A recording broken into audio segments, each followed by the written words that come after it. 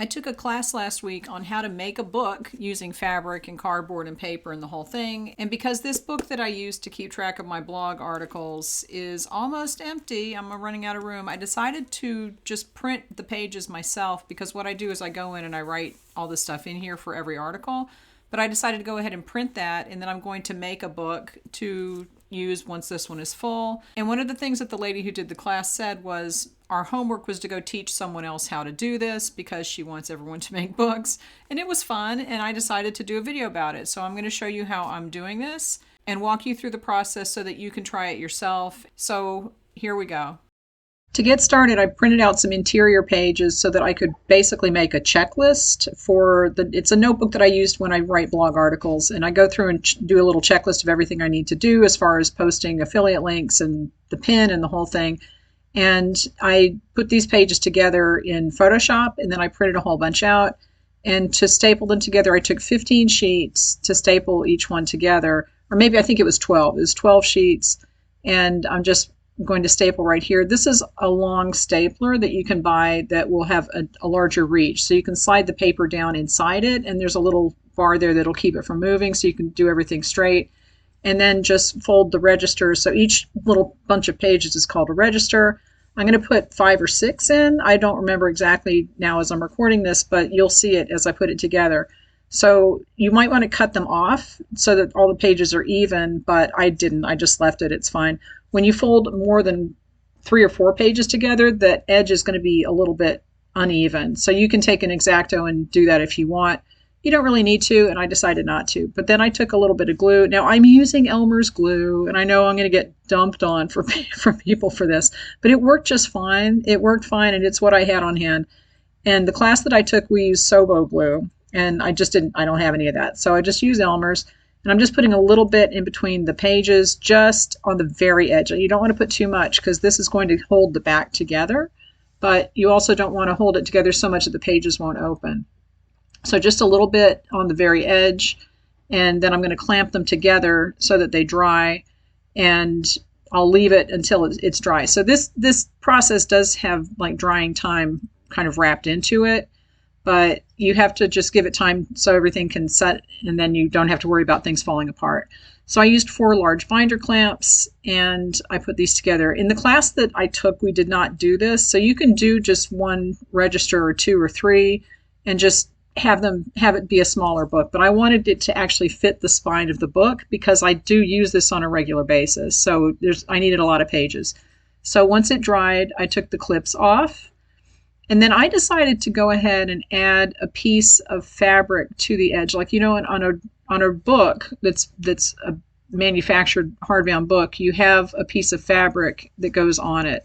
But before that, there's some tape. I forgot about this. I put some Scotch tape, and she did this in the class. Put a little Scotch tape around it to kind of keep everything together. And that keeps it'll help to hold it together as you're working on it. And the outer page here is going to be covered with another piece of paper when you attach it to the cover of the book. So don't worry about that. But I put this on, and you can just use like 1 long strip of duct tape if you want, or masking tape or something like that. Because again, it's not going to be shown. You're not going to see it, but the tape is on there, and it's going to hold this together. And then I went ahead and put the fabric on it. And I wanted to do this because when I put the cover together during the class, it was a little tight, and the paper that covered that outside page and the cover of the book, there's going to be 1 piece of paper that you cover it with. It ripped, and I wanted to give the pages a little bit of flexibility. So I'll show you what happened with that later. I ended up having to cover it anyway.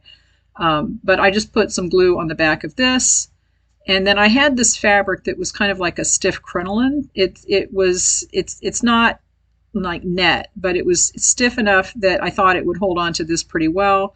I cut it to the length, and then I put it right in the middle. And I was going to use this to attach to the book cover and give it a little bit of play when you have the pages moving around, so that it would not be so tight that it rips every time you open the book. And you'll see what I'm talking about when I assemble the whole thing. But this is transparent enough that I could rub the glue on.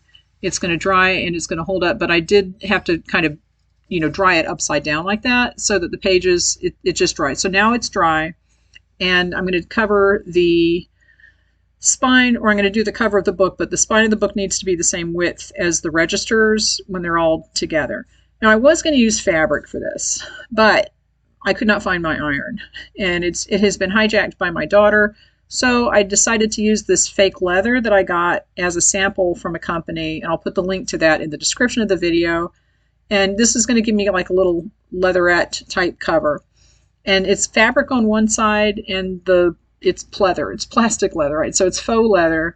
It's black on the other side. You can see that as I'm pulling it down. So it's a nice cover. It feels like a real book, and the fabric on the wrong side is going to take the glue pretty well. And I went ahead and started cutting the edges like this. You want to cut it so that there's just a little bit of play, like a tiny little bit, maybe like 1/8 of an inch of a difference between the very corner of the book, when that's the cardboard, of the cover, and where you're going to fold it down. And then I said, I don't need to do this yet. I'll just wait and cut it later. But this is the cardboard that I'm using is kind of thick cardboard backing from a watercolor tablet. So it's pretty thick. It's not like cereal box cardboard. I would double that up because we were using cereal box cardboard during the class and it was kind of light. So I just put a whole bunch of glue on there. I probably don't need this much, but I took another piece of cardboard to kind of, squeegee it out so that it's even, and you don't want big lumps of glue because that might show up, but you want the glue to be even all the way across the back of the book. And that way, when you attach it to the fabric, it will adhere, but it won't have like lines. You know how sometimes when you put a line of glue on something, you can see it through whatever you stick it to. So I squeegeed that out until it was relatively even. And then I just press it on the glue. And see, I'm trying to keep it right where I cut that top edge so that when I fold the fabric over, it will you'll be able to fold it and it won't be too short. And then the spine goes in there with a little bit of a gap in between. It's another about 1/8 of an inch, just a little bit, so that when you bend it, it has a little bit of flexibility and it's not right up against itself. So then do the next cardboard, and I will put a template. I'll do a template for the size cardboard that I use because this is a little larger than the half page. For the interior pages, I use just regular printer paper and folded it in half. But the cover needs to be a little bit bigger. So I'll put a template to this in the article, but you can figure that out. Just have a piece of paper and make the cardboard a little bit bigger. And then the spine can be as thick as you want. If you want a really thick book, you can just make the spine thicker and just do more registers for the inside. That's fine. But just press this down, and then you need to press this until and keep it flat until it's dry. And so I used a silicone baking mat, and the glue will not stick to this. And then I put a wooden cutting board on top of it because it's heavy. And then I put the paper cutter on top of that to weigh it down. And I let it dry overnight. And you probably don't need to let it dry overnight. If you're using fabric, you can let it dry just until it sets up. I just let it dry overnight because I wasn't sure how that fake leather fabric is going to work. But it worked fine. It stuck to it. And see, the silicone will not stick. You can use paper if you want, because you can, it doesn't matter if it's sticking to the thing right now. You're going to glue other paper on top of it, really. But I use the silicone mat just because it makes it easy to remove it. All right, so now I'm going to make sure all the corners are cut. These scissors are terrible, but this fabric is really easy to cut. So if you're looking for some faux leather fabric, like I said, I'll put the link in the description. And this is actually, it's thick enough that you can use it for seats on chairs and stuff like that. But this was thin enough that it worked really well for this. So at first it didn't want to stick, and I just put glue all over. You don't need to put glue all over the board. I did that, and then I realized, I just needed it on the edges. I didn't need it all over the whole thing. So it didn't really want to stick just because of the type of fabric that it is. If this was like cotton fabric, it would probably stick right away, and you wouldn't have to go to the lengths that I did, which was basically to tape it down. So I grabbed the tape again when I realized that I lifted this up and it just peeled right off. So I was worried that it wasn't going to stick, but it did in the end. And I just grabbed the tape and taped it down in a few places to keep it in place while it was drying. And that worked perfectly. And so I did the two long edges first, and then I came back and folded that edge in. And you can see there's like a little corner where you cut out the notch in the corner. It lets you fold it in, and then you can kind of work that edge so that it will fold in and stay there. So it's not really completely, like the raw edge isn't really there. But I taped the whole thing down, and then again, I let it dry for quite some time. I think I left it again overnight. So this is a multi-day process for me, just because that's the timeline that I had. You can do this faster. You don't have to let it go that long. But I just weighted everything down because the cardboard will absorb the moisture from the glue, and it will make the cardboard warp a little bit. So if you keep it flat while it's drying, that will help you to have the flat cover when you're done. And this is the second time I had uncovered it to see how it was working. So I had taken some of the tape off, but this stuck really well. And as long as it's a fabric, like the fabric backing on this did stick to the glue. And again, I'm using Elmer's glue. So this was not an expensive craft glue. This is just what I had on hand. And after that, I printed out a couple of sheets of decorative paper. The one on the top, you can't really see much of a difference. The one on the top is a little bit darker. It has a photo quality printing. It's a high quality printing. And the one on the bottom was just regular printer. I just wanted to see what the difference would be, but they both printed really well. You can get these as free printables. There's a whole section on this website with free printables with these different paper designs. So you can get those and use them. And that's going to be on the inside of the cover. And this is a little bookmark. This is just a piece of denim fabric. And I am gluing it onto the inside because you want to put any bookmarks or anything like that that you're going to add to it. Put it on there now, because then the paper and the fabrics that you cover this up with are going to cover all this up. So you can put multiple ribbons. You can put embellishments on the outside if they wrap around the cover. You just want to do that now if you're going to do decorations. And then this paper, which is one I just trimmed this up, this is going to cover the inside. So it'll cover all those raw edges. And I just put the glue on it and flipped it over to cover that all up. And you don't need much glue. The more glue you put on paper, obviously it's going to absorb the moisture and warp a little bit. And you can see the paper is kind of bubbling a little bit. So I probably didn't need this much glue. But again, I was worried about the leather, like the fake leather not sticking. It did stick just fine though. And I did have to use some tape in a couple of places, but I'll show you that in a little bit. So I taped this on here, or I glued this on here, and that encases the bookmark. I see the bookmark at the top. You can't see the edge now because that's covered up with the paper. Now this is just the paper to cover up the bookmark and that kind of thing.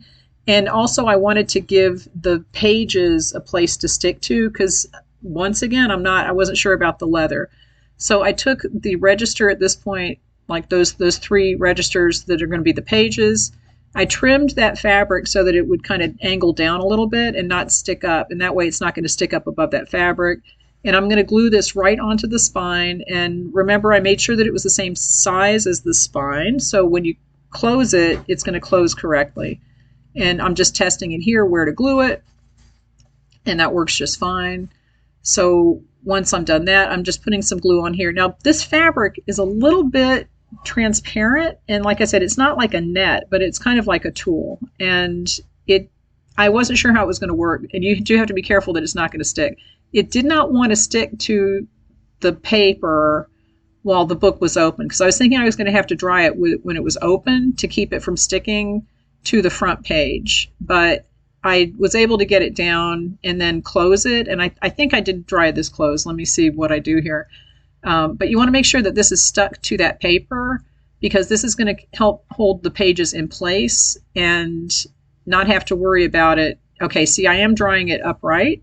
So you can, okay, I'm drying it so that the paper is not touching that fabric on the center of the pages. And that way it's not going to keep it from opening up.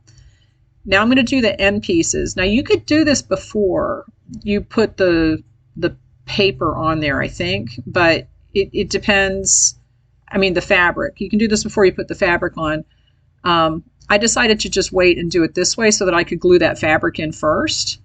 And then I was going back and doing this, but this was difficult because here you're dealing with the fabric that's there. It wasn't completely dried. And as soon as you get this paper wet, it does start to be difficult to handle. So you might want to use fabric for this. That would probably work better. It worked fine, but it just, see, like right there, it got a little crumpled because it's wet from the glue. And it was just a little bit difficult to manage, but it worked out in the end. And you want to take this, and the reason I folded it in half first is that I could see where it was going to go. So I'm just taking this paper and I'm like, okay, the fabric doesn't want to stick. That's okay. It'll stick once everything is glued in. And this paper will prevent it from sticking because it's going to cover everything up. So that is going to get stuck. One half of that page is going to get stuck to the back of the book on the inside. And this is going to get stuck to that outer page. Like the very last page in there is going to get covered up with this. And this was a little hard to do, like I said, and it did end up kind of not sticking 100%. So you might want to add some more glue later. I don't know. I mean, this is the kind of thing you can experiment with. This book is just for me, so it's not a big deal. But you just want to spread this out and flatten it out as much as you can. And I did take an extra piece of cardboard right here and kind of use it. You could use a credit card or something like that. But this will help to flatten out any wrinkles there are in the paper. And then you're just going to let it dry. But because the glue is on the other side of this paper, you can dry it closed. So you can close the book at this point and let it dry, and it will dry, just fine with the pages closed, and they won't stick to each other. So I think I decided just to let this stand up. And see right here, it's not completely stuck. So I could add a little extra glue if I wanted to, but I didn't like getting the glue that close to the edges.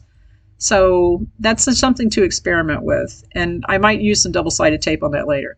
Okay, so when it's all dried, this is what it looks like. It's got the interior, and I put that piece on the front cover. And the other piece that you'll see is on the back cover. There we go. That's the one that we just put on. I put the blue one on the front cover, and then that's what it looks like on the spine. And here's the bookmark and the whole thing. Now, the one thing I did notice is that when I picked this up, I'll show you that interior piece. This was not sticking 100%, and this is what I was worried about with the leather. So it wasn't sticking 100%. I probably could have added some more glue and just let it dry some more, but I decided to take some double-sided tape and put that on there to just attach to the very edges and see if that would hold it in place. And again, this book is just for me, so it's not a big deal. And if you had used fabric, like cotton fabric, for the cover, it would not be an issue. It's just that this leather is a little bit tricky to glue things to. I probably could have used a different type of glue. I'm sure that there are other glues that would work better with this type of fabric than Elmer's.